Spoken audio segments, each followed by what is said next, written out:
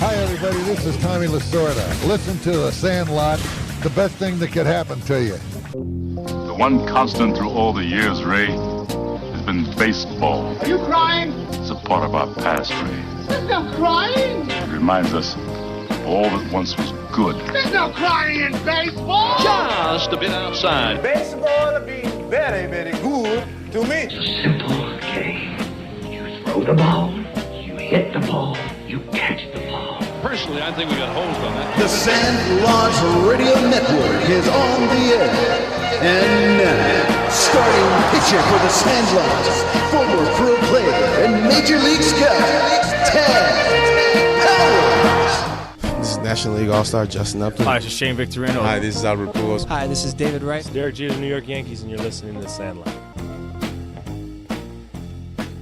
Welcome to the Sandlot. It's where everybody plays. It's a place of our own. It's our field. It's our neighborhood. It's our team. It's our home. This is the first ever Sandlot Downunder Podcast, and it can be heard on MLB Network, Sirius XM Radio, the podcast station, Spotify, SoundCloud, YouTube, Apple Music, and Simplecast. The Sandlot is presented by Terramar Collective and sponsored by Grit Sports Collective, Guzman Y. Gomez, and Freestyle Pools Sydney. The Sandlot Radio Network Down Under Podcast comes to you from the suburbs of Sydney, Australia, Sylvania, New South Wales. This week on the Sandlot, we have our resident baseball fanatic and producer, Nick Wright, to do the rundown on who's hot and who's not during the MLB playoffs. We also have a professional baseball player currently with the Brisbane Bandits of the Australian Baseball League. He also played in the Little League World Series at age 12 for Cronulla. He's Jake Burns. Right now we have Who's Hot during the MLB playoffs.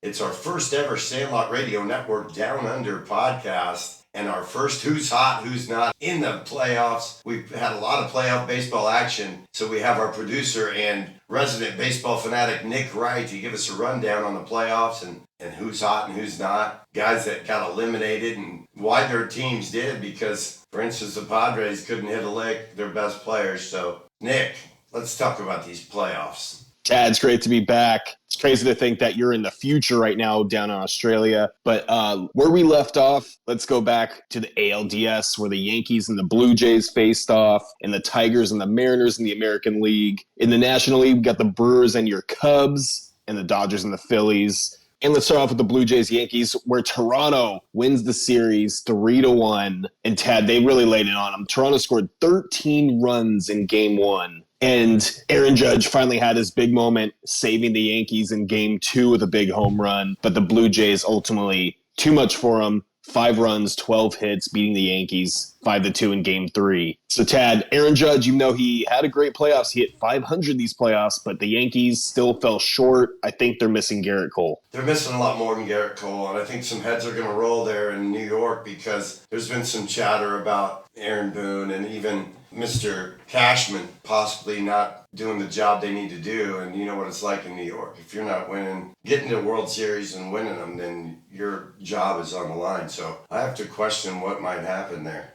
And Tad, let's go over to Detroit and Seattle, where the Mariners prevailed, beating Detroit 3-2. And Tad, this is a great series, but something that's interesting, it's a lot of controversy. Terry Skubal, your guy, he was pulled after the 6th inning, and I think he could have gone longer, and Tigers bullpen ended up giving up that game. How do you feel about this day and age, about pulling pitchers? Do you think they pulled Skubal too early, or do you miss that, leaving the guys in and try to see him battle? I'd love to see him try to battle, especially when they're the best arm that you have in your whole arsenal, and he's a guy that's super determined, he's a competitor. You want to give him the ball for as long as he can go with where he's effective. He certainly was still effective when they took him out, and I'm sure he was disappointed, and to sit back and watch the pen give it up, that's a tough pill for any starting pitcher to swallow. All right, Tad, let's go over to the National League, where your Cubbies put up a valiant effort. That thing went the distance as well, but Milwaukee wins in 5. Mizorowski had a great game.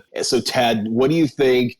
Are these Brewers teams for real? How do you feel about your Cubs? Do you think their Cubs need improvement in this offseason, or was the Brewers just too much for them? The Brewers, I've been saying it all along, that once they took that division, they became a team that was different than a lot of their teams in MLB, really gelling together, and it has has a lot to do with the management with Murphy and how he goes about his business and treats players. And I think they really came together, and they're now the type of team that they were tough for the Cubs to beat, for sure. And to the point where they needed someone like Mr. Crow Armstrong to come through, and all I see was frustration with him. He made some good plays defensively, but at the plate he showed what you can't do. You can't show your emotions at the plate like that, because it was like once he was done, he showed everybody he was done. And he just didn't get the big hits. And Tad, quickly, the Dodgers dispatch of the Phillies 3-1. Yamamoto had one rough game, but we'll get to him later. I don't know if you saw the very end of Game 4 where the reliever for the Phillies completely had a brain fart and threw it over to home plate when he could have had an easy out at first. Do you think that was just like one of the biggest blunders that you've seen in playoff history, and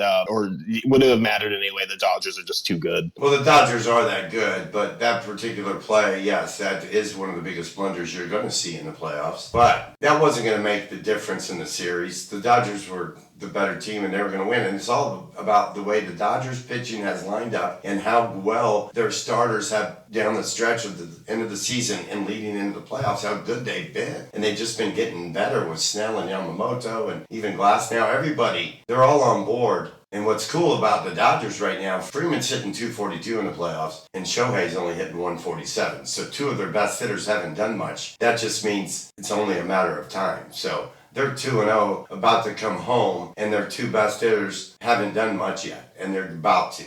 All right, Tad, now let's pivot to the championship series. The Mariners take on the Blue Jays. Game 1, the Mariners win 3-1 in Toronto. A great game by Miller, who gave up a home run on the very first pitch, but ended up just mowing them down for the rest of the game. And then Game 2, the Mariners really laid it on them with 10 runs. So as of this point, Tad, Seattle is leading 2-0. What do you think of this series so far? Even though, as we speak, Toronto in Seattle for Game 3 is up on Seattle 6-2. We can talk about that in a little bit. But this series, I thought Seattle had it wrapped up, but so far Toronto's making a fight. They're a really good team. They got a lot of giddy up and go in them. They needed a wake-up call. They got it. They're down 0-2. Now they got to come out swinging, which it shows that they're doing. It's tough to win on the road, but they're a team that has, played really well on the road. So I'd like to see this thing go the full distance and just more baseball. But, man, there's some good players on both those teams, and we get to see some great baseball. And let's go over to the National League, where the Dodgers take on the Brewers. Tad, unbelievable. Game 1, the Dodgers win 2-1. Blake Snell was absolutely insane. He gave up no runs. He went 8 innings. And then Game 2, Tad, one of the best postseason performances you'll see from Yamamoto, who had a complete game, the first Dodgers playoff pitcher to do that since Jose Lima in 2004. Tad, is that one of the most dominant pitching performances in the playoffs you've seen in a minute? Yeah, no doubt about it, because we don't see complete games anymore. It doesn't matter if it's playoffs, it's the beginning of the season, middle of the season, end of the season, we just don't see them. So to see one in the playoffs, it's a beautiful thing, and he pitched a gem. And getting back to Snell, I mean, Snell has been so dominant. He's got an 0.86 ERA in the playoffs, while Yamamoto's got a 1.83. So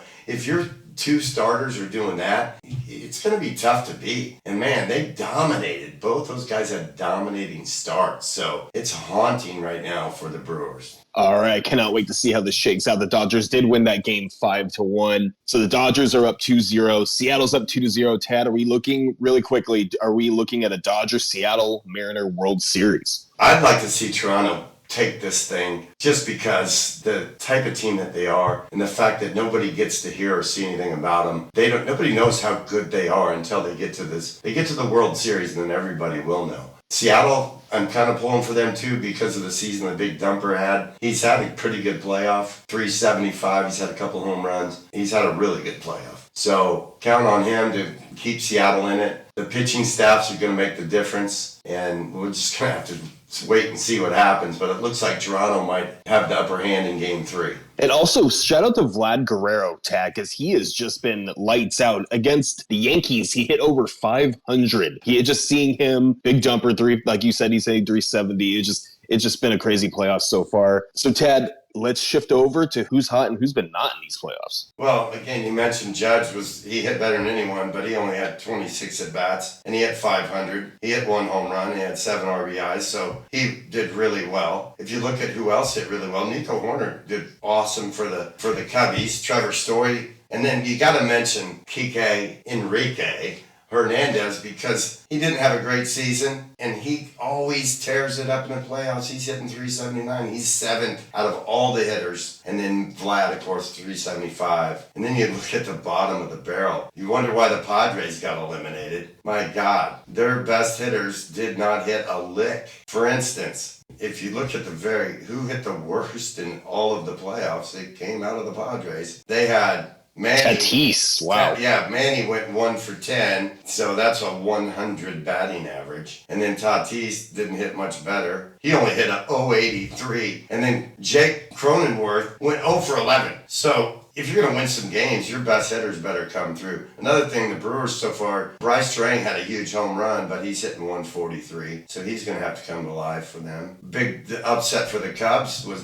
Dansby Swanson he hit 154 in the playoffs. So they really needed him to come through. And one of the reasons the Phillies didn't. Look at what Schwarber did. He hit 188. And I don't even think Harper hit that. So in terms of that, those are the guys that were hot, not for hitters. What about the pitchers, Nick? Yeah, Ted, I mentioned him earlier. Tariq Skubal had a great playoffs once again, only had a 1.74 ERA. Some of the other best pitchers here, Garrett Crochet, short-lived, but only a 1.17. He had a great game. Jacob Mizorowski's has had a great playoffs as well, only at 1.29. The aforementioned Yamamoto with only a 1.83. Kevin Gausman, only 238 as well. Tad, There's been some high-level pitching. Yeah, and look at Snell with an 086 and 28 punch-outs in 21 innings. And getting back to the big Screwball, Mr. Screwball himself, he punched 36 in 20 innings. So that 1.74 ERA and the 36 punch-outs in 20 innings, he was on,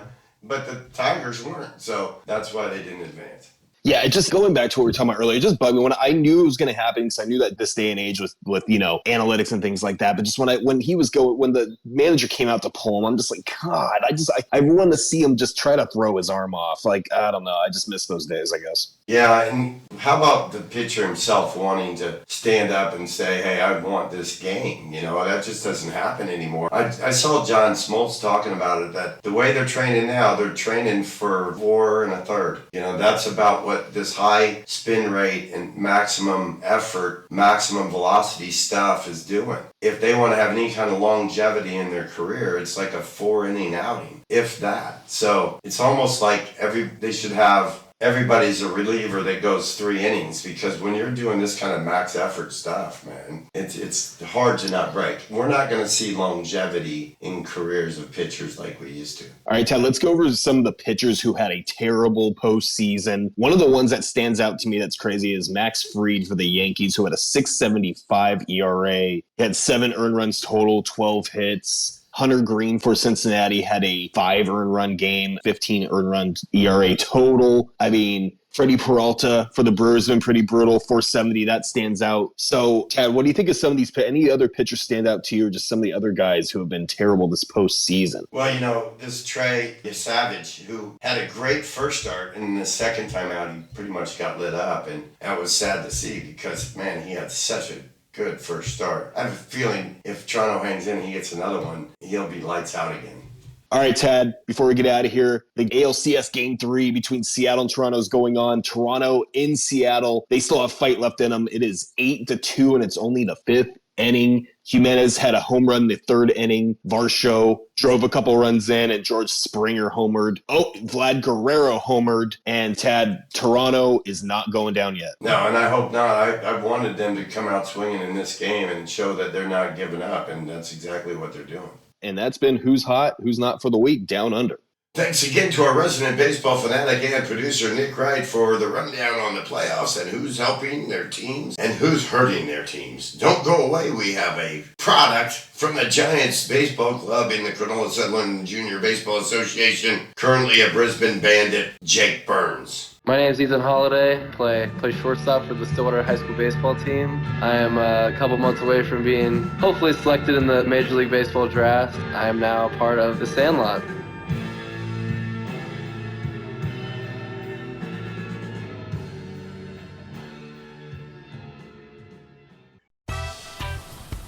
Terramar Collective isn't just a brand, it's a tribute.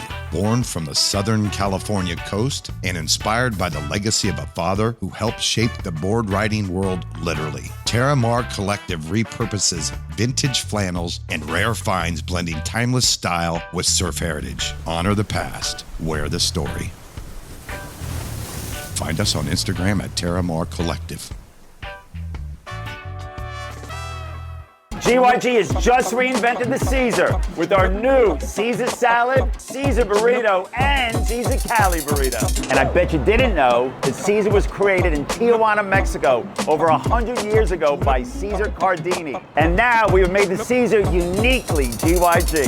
Crunchy cos lettuce, free-range grilled chicken, or gourmet Caesar dressing, shredded jack cheese, and GYG's corn chips crushed. GYG Caesar, created in Mexico, reinvented by GYG. Imagine your family enjoying a stunning new pool without the stress or nightmare stories you've heard about bad builders. At Freestyle Pool Sydney, every project is expertly managed from start to finish by brothers Ben and Rob Hitchcock, a family business of 33 years. They return your calls, quote the whole job up front, and plan for the unexpected so there's no hidden costs or unfinished work. Their skilled tradies are experts in their field, delivering a premium finish your family will be proud of. Call Freestyle Pool Sydney today on 9875-1122. Freestyle Pools, family values, exceptional craftsmanship. Hi, everybody. This is Rick Mundy, former Major League player, former All-Star, and now broadcaster with the Los Angeles Dodgers. You're tuned in exactly where you need to be. It's Sandlot, and it's baseball. Talking baseball, the man and Bobby Fella, the Scooter, the Barber, and the Duke. They knew them all from Boston to Dubuque. Especially Shohei, Mookie, and the Judge. This is the first ever Sandlot Radio Network Down Under Podcast, and we are going to feature Mr. Jake Burns. Jake is a kid that came to my boys' camps when he was 8, 9, 10 years old with his brother Jai. Thank God for Sue and Mark Burns for knowing that there was an opportunity for their kids. And that's something I can say about your mom and dad. They've done that your whole life. Made sure that you were given opportunities, right? Yeah. And then I got to say, knowing that my boys had somewhat of an influence in your baseball development really means a lot to me. But we got to turn back the clock to when you first started playing a game. Yep. With you and Jai in the backyard hitting little balls from T-ball. And then like the influences that you had from major league teams, players, and other Aussie big leaguers, former big leaguers, current guys on their way to the big leagues. Mm-hmm. Well, it started with my cousin. My cousins lived with my brother and my parents. It was my mom's sister. And my cousin Chad played softball, right? Softball was kind of bigger. There's a pretty big softball influence in guys here. And so Chad grew up playing softball and had all the gear around the house, right? And so when we were born, Jai and I, he bought us this little plastic... It was that plastic ball thrower. So you put it in and go zzz, and I'd pop it up, right? So when Jai and I would have been 3 or 4, Jai was just a toddler. Chad would just hit the machine. Zzz, I'd sit there in the house all day and just whack balls. I'd be in the lounge room and I'm hitting them all through the kitchen, everywhere, you know. So that's pretty much how it started. It was just that little plastic ball every day. I'd sit there, put it on, whack, you know. So. And were you swinging left-handed then? Yeah. Okay. Yeah. And did you just know that that was the natural way for you to grab the bat and swing it, or? That, from what I've been told, yeah. I just picked it up lefty straight away. Everyone in my family's right-handed. So my folks righties. Chad was a righty. And I picked it up left-handed and just started whacking. And you had the grip right, because when Cade first started hitting it like 1.5 off the tee, it was cross-handed. Yep. He was hitting right-handed, cross-handed. Right. And you know, at that age, you're just like, well, that's what they feel. So I'm just going to let him do it. And he was crushing cross-handed. And at some point, he realized himself that, well, maybe I do it this way. The other way, yeah. So I'm always curious about that, how guys develop their swing from the time they're a toddler, like you said. Yeah. And then, of course, Jai's younger, so he's just watching because he's not quite ready to hit it. Yeah, yeah. And then from there, I would have been 3 or 4, and I wanted to play. You know, I was at school, I would have been in kindergarten, and we got a flyer one day saying, hey, try a T-ball. And so a couple of kids in my class said, oh, we're going to go give it a go. And so I signed up. I would have been like 3, and they said, "Oh, you're a bit too young first." And then I went as a 4-year-old and played for the Giants. My first coach was actually my mum with Brett Kamali, who was a pretty famous NRL player. He was the halfback for the Sharks at the time. That's awesome. And so Mum was kind of like, he was all laid back, because he's a professional athlete. Mum was like, "Come on, guys, you got to do this, So yeah, pretty much started there. Would go hit with Chad, my cousin. He wouldn't convert to baseball. He stuck with softball. And I played for the Giants. I played 4 years of T-ball before I was old enough to hit Zuka, So 4 years of T-ball, Jai started playing. And it would have been around that time that I met Cade and Cody. Yeah, and those guys, they had a lot of energy. They were young. They had been campers themselves. They'd witnessed the camp at a toddler age, just watching. And as soon as they were old enough to get into camp, they were into camp. And for, 10, 11 years, both here in Australia and in the United States, those guys were seeing how it all worked. So it was second nature for them once they had played through college to come back here and give playing in Australia a go as an adult, because they kind of grew up here. Yeah. They even went to Woolooware Public. So, and it was strange because we had summer, so they missed about 8 weeks of school by doing what we were doing. Right. So I had to homeschool them for 8 weeks. Yeah, wow. But the things that we got to work on and learn were, we kept track of the tides. When is it high tide? When is it low tide? What affects the swell? Yep. There's ground swell, there's wind swell. There's isobars of wind that create surf from way out in the ocean. Some surf is created by reef. Some surf is created by sandbars. Yep. Some is by rocks. Yep. So we got to learn and then chart the daily tide. The tides, yeah. And the wind and all that. Yep. So we learned, because I didn't ever know that stuff before. I just went out there. The moon and stuff. Yeah, and how the moon connects it all. And so the biggest tides are when we have huge moons. Yep. So all those things we had to write reports about. Right. And then we got to write reports about Australian native animals that are only here in this country. Yeah. How cool is that? You get to write about these animals that only exist here and then take it back to America and get to report to the kids in your school there.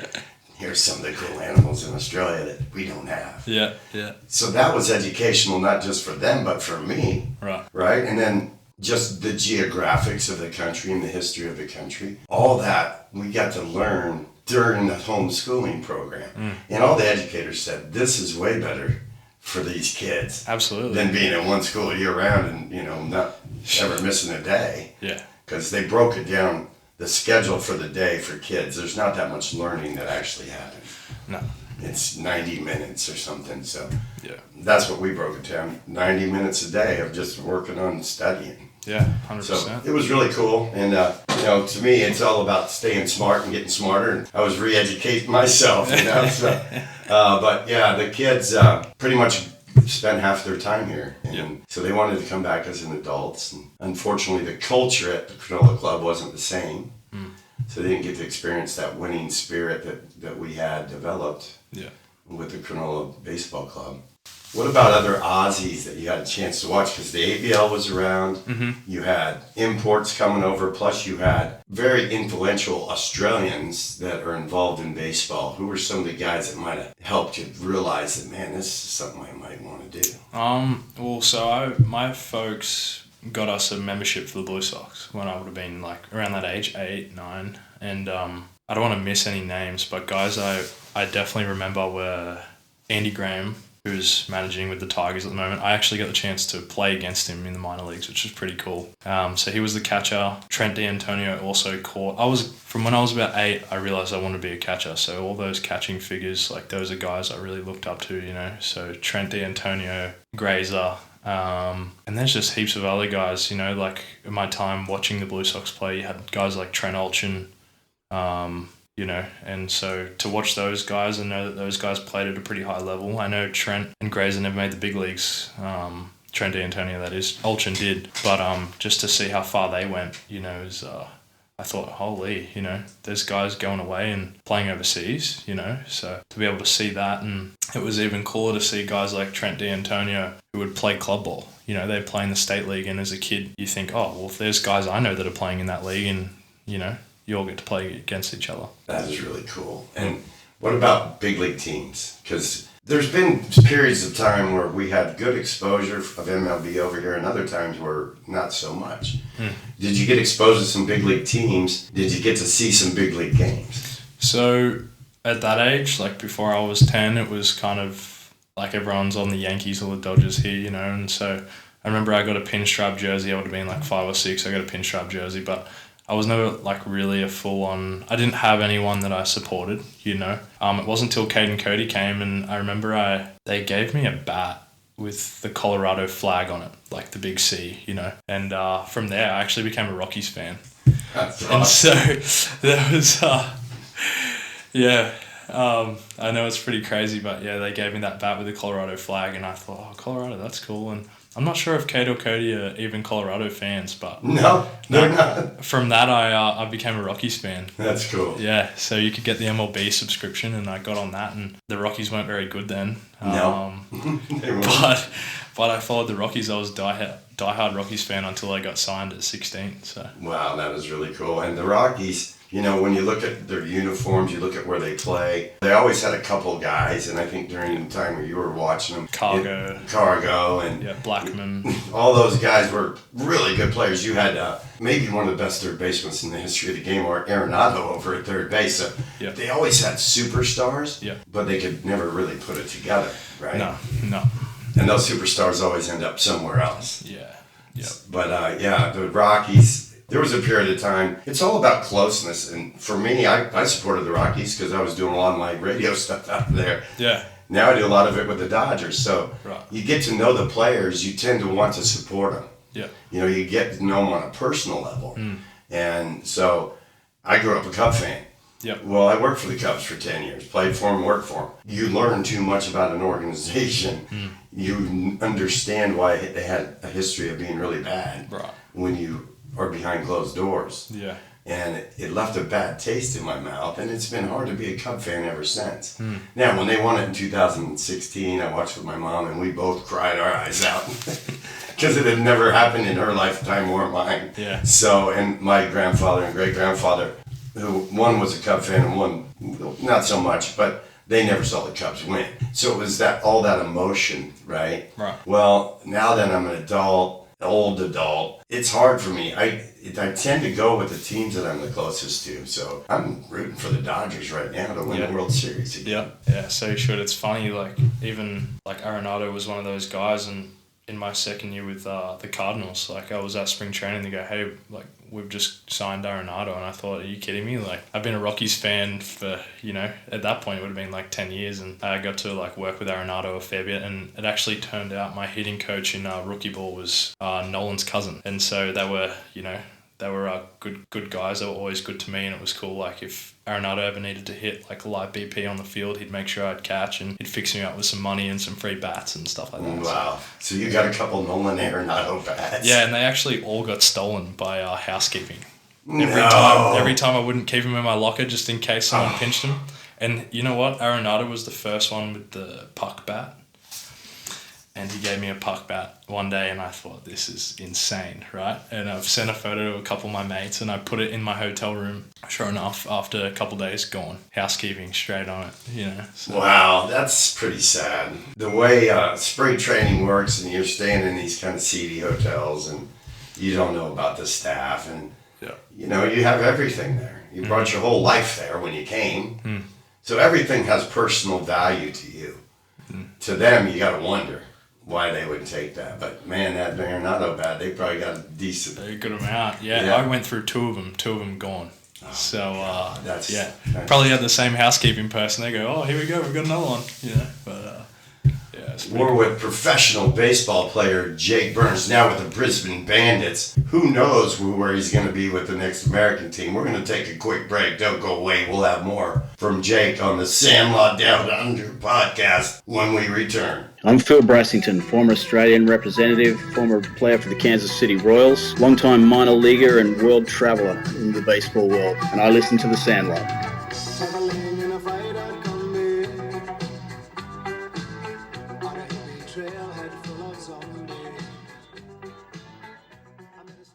GYG has just reinvented the Caesar with our new Caesar salad, Caesar burrito, and Caesar Cali burrito. And I bet you didn't know that Caesar was created in Tijuana, Mexico over 100 years ago by Caesar Cardini. And now we have made the Caesar uniquely GYG.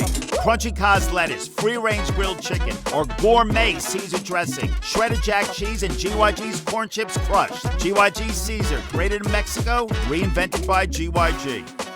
Imagine your family enjoying a stunning new pool without the stress or nightmare stories you've heard about bad builders. At Freestyle Pools Sydney, every project is expertly managed from start to finish by brothers Ben and Rob Hitchcock, a family business of 33 years. They return your calls, quote the whole job up front, and plan for the unexpected so there's no hidden costs or unfinished work. Their skilled tradies are experts in their field, delivering a premium finish your family will be proud of. Call Freestyle Pools Sydney today on 9875-1122.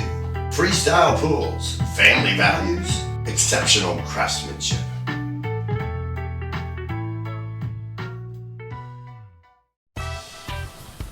Terramar Collective isn't just a brand, it's a tribute. Born from the Southern California coast and inspired by the legacy of a father who helped shape the board riding world literally. Terramar Collective repurposes vintage flannels and rare finds, blending timeless style with surf heritage. Honor the past, wear the story. Find us on Instagram at Terramar Collective. Hey everybody, this is Trevor Hoffman, a Hall of Famer and a San Diego Padre, and you're listening to The Sandlot. We're back with Aussie professional baseball player Jake Burns. Jake, thank you for sticking around on the Sandlot Podcast Down Under. So Jake, we got a trip to the Little League World Series. Let's talk about the road to the Little League World Series for Aussies, because it's different than other people around the world. And it might be even easier. You know, I know for a U.S. team to get to the Little League World Series, it's a tough road. Yeah, it's not easy. But for you guys, you got to, let's talk about how that works. Like, how do you get to be the team that represents Australia in Williamsport, Pennsylvania at the Little League World Series? Yeah, so you play for your association, which is the team you pretty much grow up playing with. You know, you play with all the players that you've grown up playing with, and it's the same for every other team, you know. And so you play at the state tournament. So New South Wales, for example, you play against all the teams from, like, you know, Ryde, MacArthur, Hills, and the same as the other states, right? They all play in their respective states, and you've got to, for us, I think it was top 4. So if you place in the top 4, you got to go to the nationals, which is basically the regional. And so we actually, my first year, we didn't win it. We might have placed like second or third, but we got to punch a ticket to go to the nationals. So my first year of Little League, we went to the nationals not as a top team, and we lost. I remember we lost in the quarterfinal to go to Williamsport, right? And I was heartbroken. All the boys were shattered, you know. And I was, at the time, I would have been 11, and we're just. At that point, I hadn't known much about Little League. I went to the Nationals and they said, oh, you get a free trip to the States and whatever if you win this tournament. And I didn't really think much of it at the time. But once we lost, we were kind of like, oh, that sucks, you know? And then that year, I watched the Little League World Series on TV and watched the Australian team that went, which was from Perth. And I watched those guys play and thought, I played against those kids, you know, like, and it actually ended up being the team that knocked us out, had gone to Williamsport. And I watched those guys on TV and thought, wow, that's incredible. I'd never watched the League World Series before that. And watched them, and a lot of our players had another year of Little League left, and we all kind of got together and we thought, oh, wouldn't it be cool to, you know, do that? And anyway, it was one of our teammates' dads. Our coaches were Darren Fullerton, Tony Kukovsky, and Dave White, and Darren's son Will played on the team, and so did Tony's son Luke. Tony played in the minor leagues, I think, for a little bit, and I remember it when they selected our team, the first practice session, we were all like sitting down, and Tony goes, I don't care what you say, we're going to Williamsport. And all of us kids were fired up, you know, and this is like 8 months before the nationals, you know, and we're all sitting there going, what's this guy talking about? You know, like, we're going all the way, and I know it. And we were all like, okay. And we kind of just had that belief from the start. You know, we went to the state championships, and we pretty much rolled everyone. We were a pretty strong team, you know. We had some big kids, like including myself, you know. So won the state championship. We qualified for the nationals and didn't lose a game. So we went a whole state. The very first game we played as a team, we played against Illawarra in the state championship, and we won 56-0. Oh my goodness. And they had to stop the game. They had to call, because Little League International have a lot of rules, they had to call up Little League International, and it was only, the pitcher had only thrown, well, they had only gotten 4 outs. So it was 1 inning and they'd had 1 out, and we're winning 56-0. And because it was the first game of the tournament, they had to save, they had no pitching, right? And so they had to call Little League International and get permission to end the game after 1.1 innings. And that's, you got the short fence then. Because you guys have been playing your whole life with no fence. Yeah. And all of a sudden you're playing in a tournament where there's a fence. Yeah. And you guys can jack it over that fence. Yeah. Oh yeah, there was a road in right field at Blacktown, and we're all just aiming for the highway, you know. It was good fun. So from there we went to nationals, and we made it to the grand final and pretty much unscathed. And we got to the final, and we were actually down for the first 3 or 4 innings against one of the Perth teams, and kind of the guys who had been in it last year all thought, you know how much it sucked losing in the quarterfinal. Imagine losing in, you know, the big dance when it's right there for us. And anyway, we ended up taking it out, and I just remember that whole night. We're in a small town up in Lismore, and just all of us didn't stop. We're only 12, you know. Yeah. But we had the music. But it was a party. Yeah, it was a party. You know, we had the music going in the vans, and it just felt like a movie. You know, I had all these people on Instagram following me. All the Little League World Series pages started messaging us on that night when we won. You know, it was surreal. Well, and then you get to go, and it's this trip to America, and it's all the way across the country once you get to America. And Williamsport's in a little obscure place. It's not like you can just fly into some major international airport and walk off the plane. Yeah. You fly into New York and or into Pittsburgh, and then you got to drive. You got to drive 4 hours. Yeah. It's a haul. Yep. So I asked you this question then, and you were 12.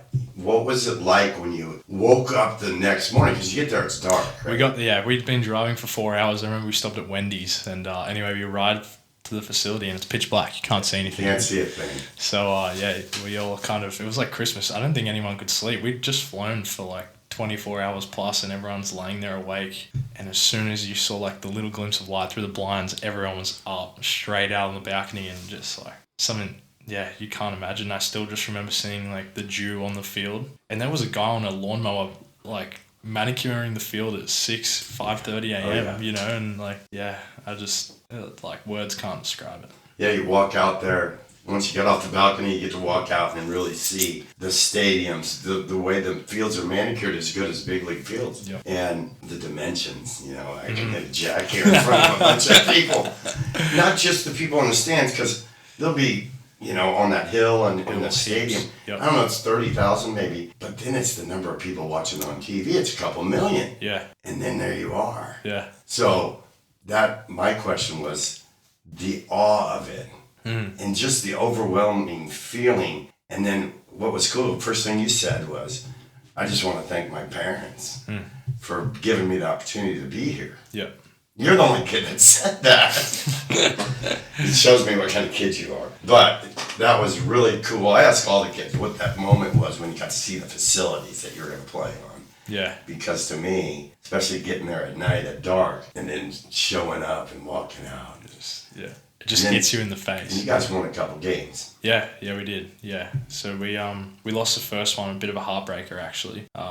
We lost to Venezuela, who, you know, a top country. Unbelievable team. Yeah, we got beat in the last. And then the following day we had to back up and play against the Dominican Republic, which is another powerhouse, you know, and I got to start that game. And I gave up one hit, I think through 6 or 5 and 1 or whatever it was, you know, and I got to hit a homer. I hit a homer the day before too against Venezuela, so it was pretty cool, you know, you see it all on TV, and then you get there, and not to take anything away from myself, but you see the fences and you go, oh, like you said, in Australia there's no fences. Yeah. You just play on an open field, you know, so you all you got to do is I don't know if those balls are juiced or what, but you just got to put the barrel on it and it flies out of there, you know. So, it really does. Yeah. Well, it's only think it's 220 now, 220 feet. Yeah. And you guys were big boys, and those bats are special. And those guys were throwing hard, so all you had to do was just put the barrel on the ball, you know. And it's going. Yeah. And you got to do it. What was that like trotting around those bases? Oh, mate,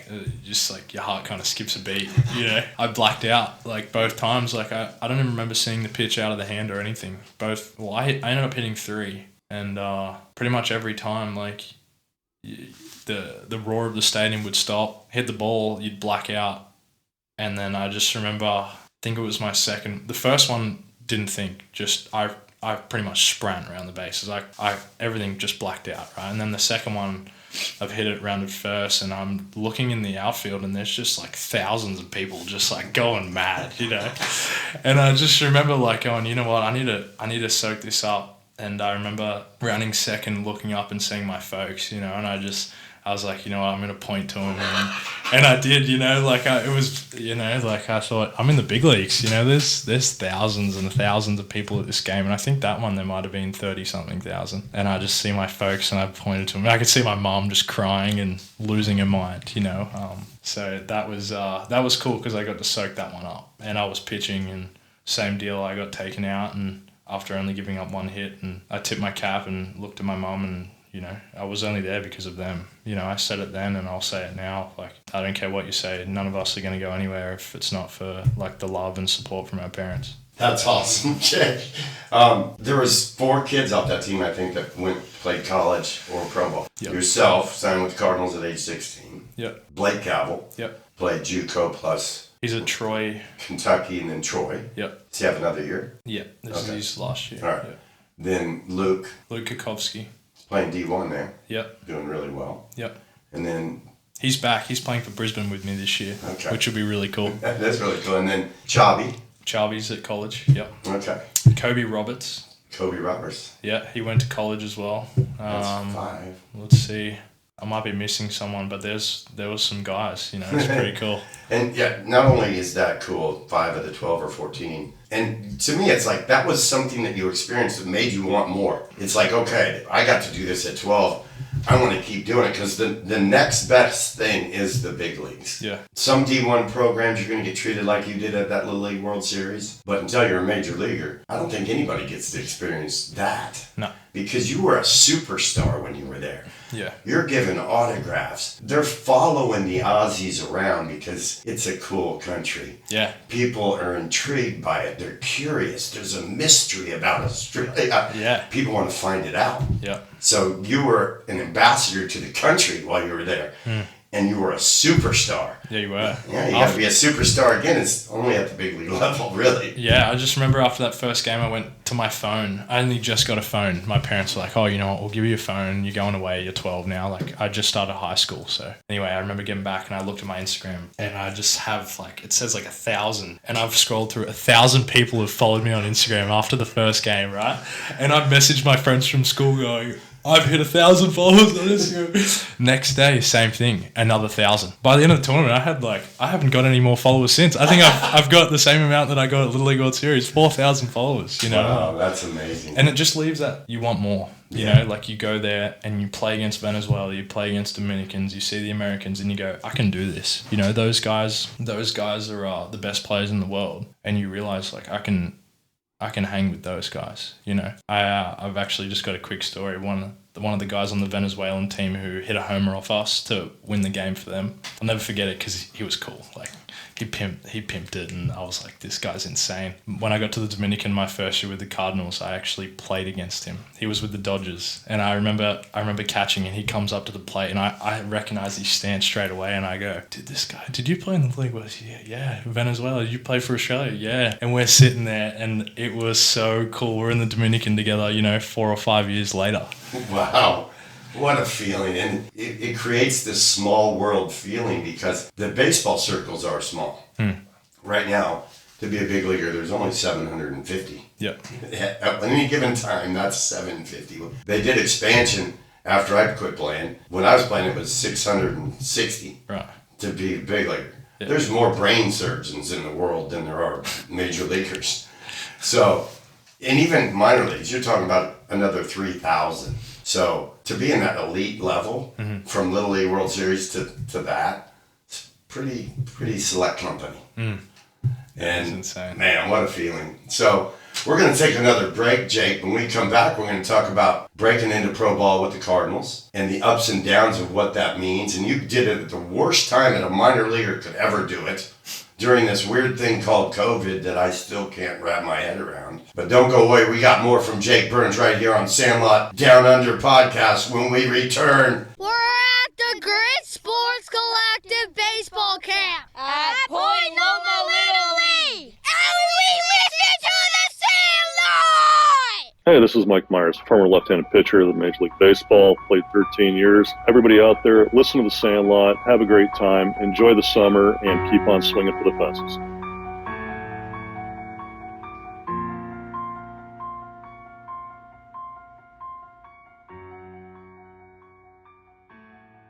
Imagine your family enjoying a stunning new pool without the stress or nightmare stories you've heard about bad builders. At Freestyle Pools Sydney, every project is expertly managed from start to finish by brothers Ben and Rob Hitchcock, a family business of 33 years. They return your calls, quote the whole job up front, and plan for the unexpected so there's no hidden costs or unfinished work. Their skilled tradies are experts in their field, delivering a premium finish your family will be proud of.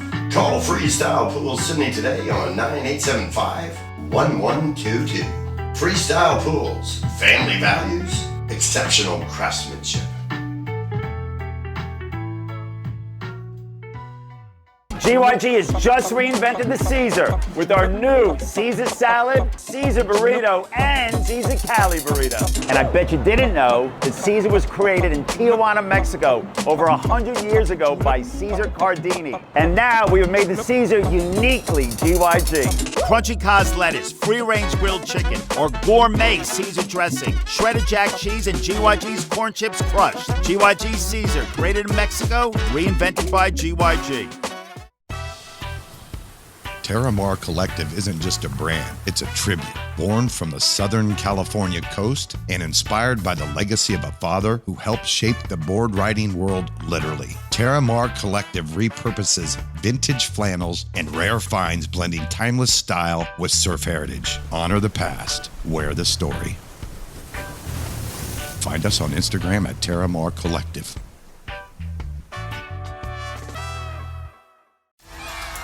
Do you want more than just wins for your kids? Do you want confidence, character, and grit? At Grit Sports Collective, we help young athletes play with purpose and train with passion. With elite coaching in baseball and basketball, we're building more than skills, we're building competitors. Because greatness starts with mindset and is earned through sweat. Grit Sports Collective. Play fierce, train harder. Now enrolling in San Diego, California. Visit gritsportscollective.com and sign up today. It was pretty much decided for me to play baseball when I was born. The Sandlot's where it all starts, doesn't it? I wasn't bigger than everybody. I just threw harder. It doesn't take any talent to hustle. If you don't pull for the Dodgers, there's a good chance you may not get into heaven. Something happening here. Back with pro baseball player Jake Burns on the Sandlot Downunder Podcast. Jake, thank you again for sticking around. Before the break, we talked about the Little League World Series experience, and what was cool for me, I got the chance to go out there. Did some stuff with Baseball Factory at that time, and they knew that I had connections to the Aussies, so they had me come out and run that event with them.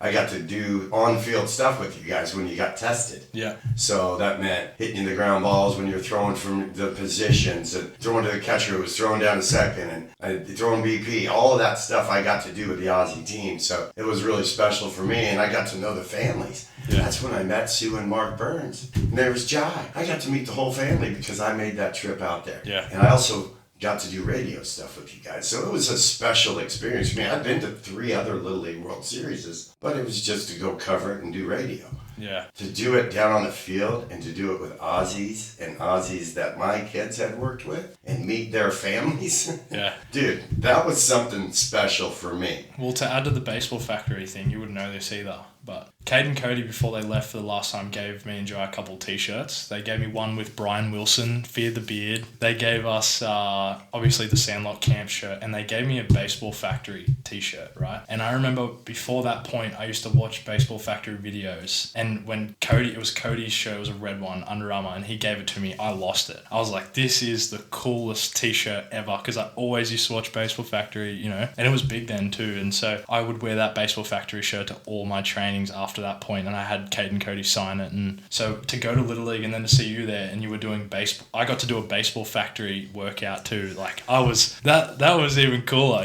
So just thought I've still got the shirt and the Brian Wilson shirt because it's sick. It's just him with his beard and the hat. So. You got to take a picture of that for me because my kids will really get a kick out of it. And it's also good social media stuff right there. So you do the AYC, you come to America with a workout, and it's a perfect game or baseball?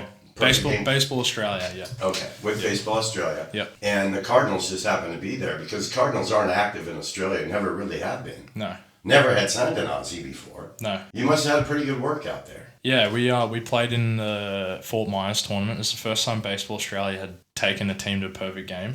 So they took us to Fort Myers, and it was good for some of the players that had interest from teams from here because we could go to Florida, work out at the facilities, see what it would be like if we were to get signed, right? So my year, there were some good players like Solomon Maguire, Travis Bazzana was there, handful of Clayton Campbell, all guys that ended up getting signed, So for us, it was an opportunity to see those facilities and see where we would end up. We went to some minor league games, watched Whitefield was there playing in the minors when we were there.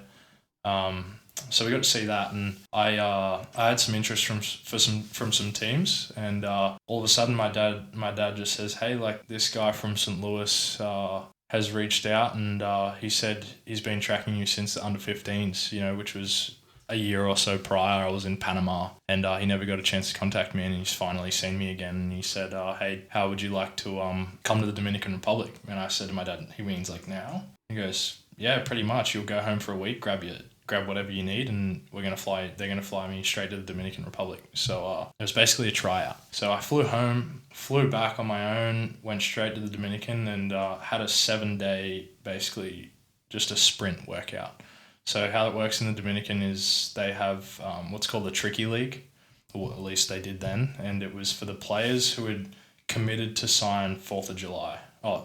July 2nd, July 2, right? So all those guys are working out because they're not old enough to sign yet. They've got a handshake deal, and so they play together as a team until July 2nd, and they all sign their contracts together. And so they put me on that team even though I hadn't had a deal or anything. It was just a tryout. So I caught for that team for 7 days, and I probably the best baseball I've ever played, So I'm playing on this team, get done.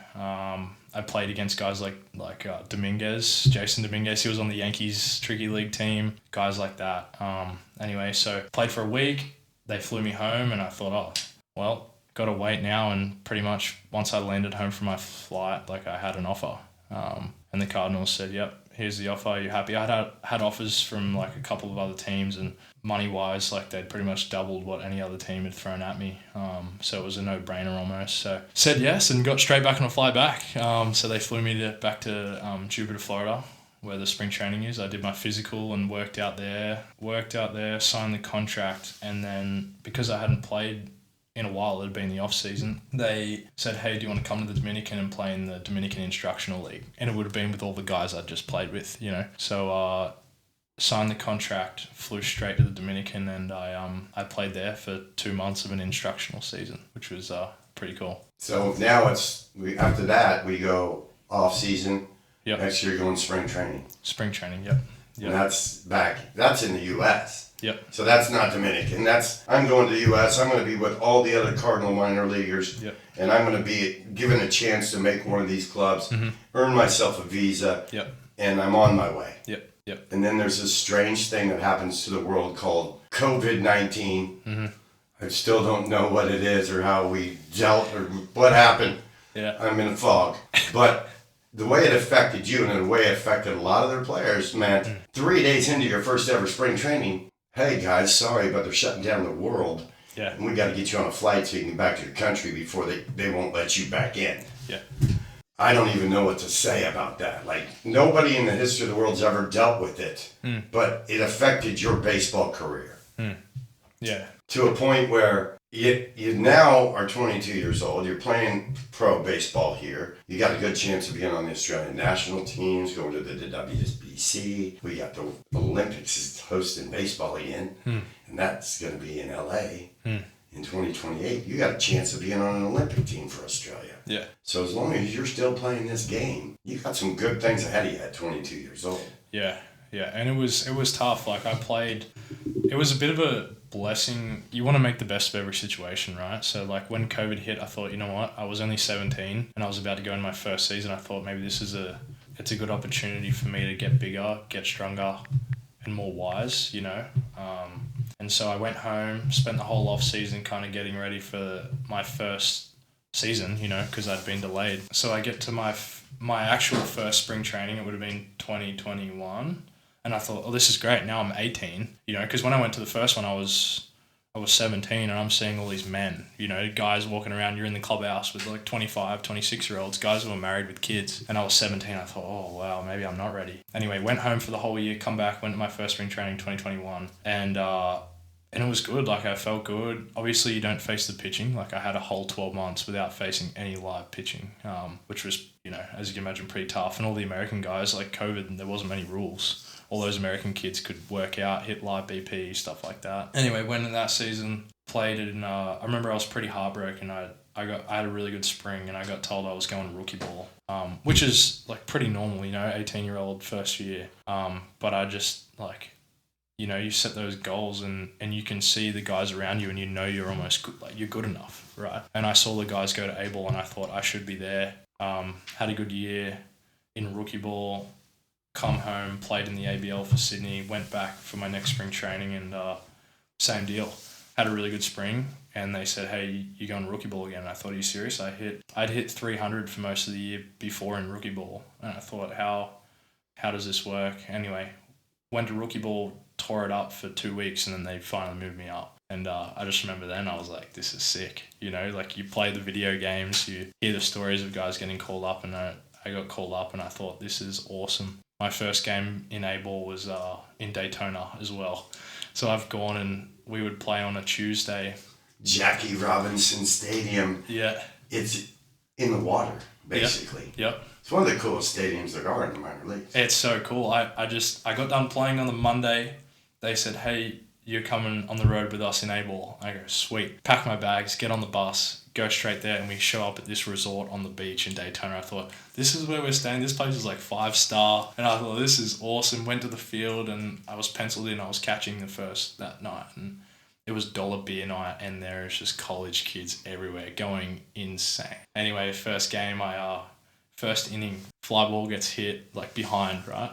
And you can't hear anything. Everyone's going mad, and you're playing rookie ball with no fans. And I've seen this thing go over, and I go, oh, it's gone. And I'm sitting there waiting for a ball from the umpire. And then I hear, ooh, the ball had bounced like 10 feet behind the umpire. It didn't get out of the stadium and come back. Because you got that backspin in the wind. And it's just bounced right behind the umpire. And I've just gone, oh, this is not a good start. You know, all these college kids are going, oh, you're a catcher. You're not catching the ball. You know, anyway, and that night ended up hitting 2 doubles. Like, not to, you know, open the yearbook, but that series, I had that one series and I think I had like 5 or 6 doubles in 20 at-bats.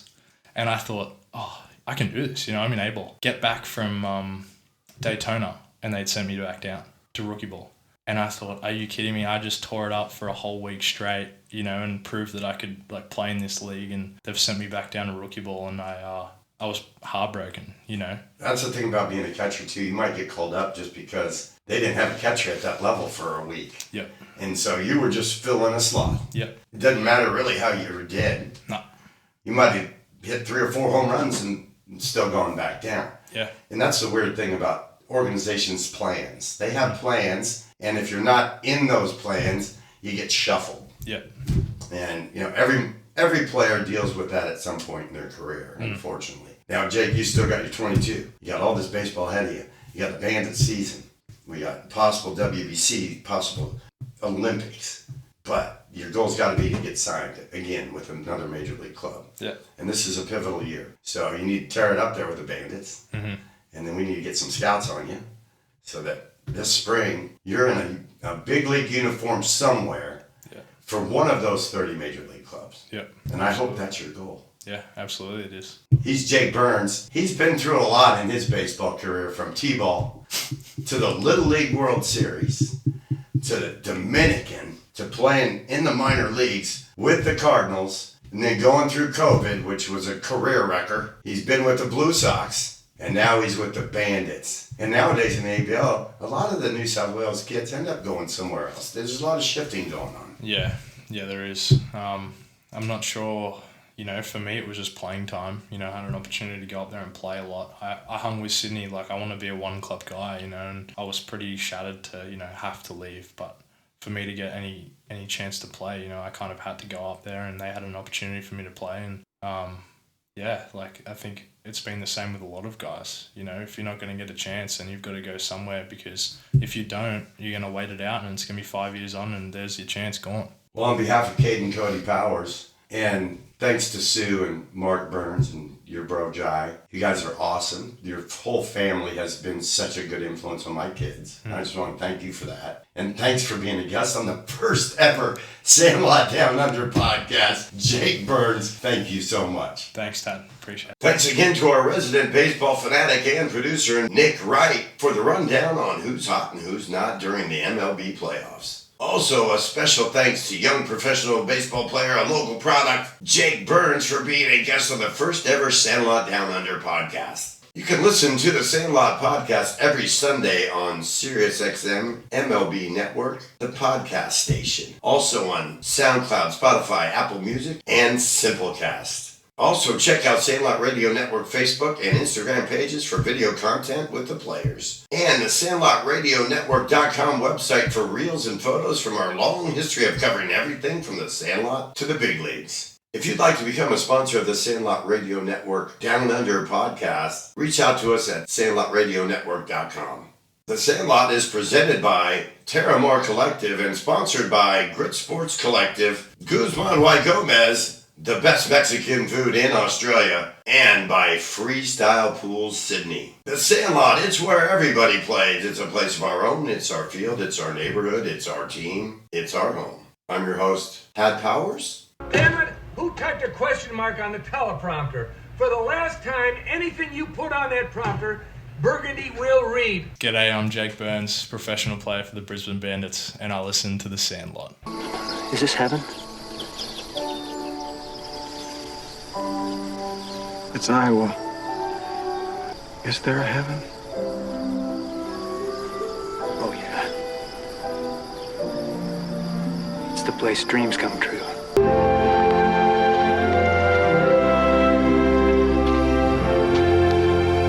Hey, Dad? You want to have a catch? I'd like that.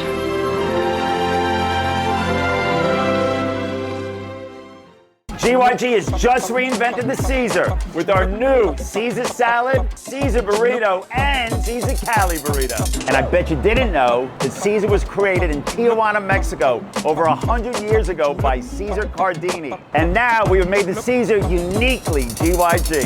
Crunchy Cos lettuce, free-range grilled chicken, or gourmet Caesar dressing, shredded jack cheese, and GYG's corn chips crushed. GYG Caesar, created in Mexico, reinvented by GYG. Imagine your family enjoying a stunning new pool without the stress or nightmare stories you've heard about bad builders. At Freestyle Pools Sydney, every project is expertly managed from start to finish by brothers Ben and Rob Hitchcock, a family business of 33 years. They return your calls, quote the whole job up front, and plan for the unexpected so there's no hidden costs or unfinished work. Their skilled tradies are experts in their field, delivering a premium finish your family will be proud of. Call Freestyle Pools Sydney today on 9875-1122. Freestyle Pools, family values, exceptional craftsmanship.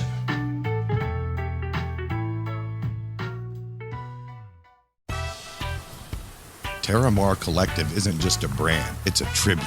Born from the Southern California coast and inspired by the legacy of a father who helped shape the board riding world literally. Terramar Collective repurposes vintage flannels and rare finds, blending timeless style with surf heritage. Honor the past, wear the story.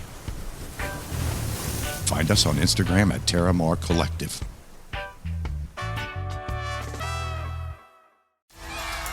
Do you want more than just wins for your kids? Do you want confidence, character, and grit? At Grit Sports Collective, we help young athletes play with purpose and train with passion. With elite coaching in baseball and basketball, we're building more than skills, we're building competitors. Because greatness starts with mindset and is earned through sweat. Grit Sports Collective. Play fierce, train harder. Now enrolling in San Diego, California. Visit gritsportscollective.com and sign up today.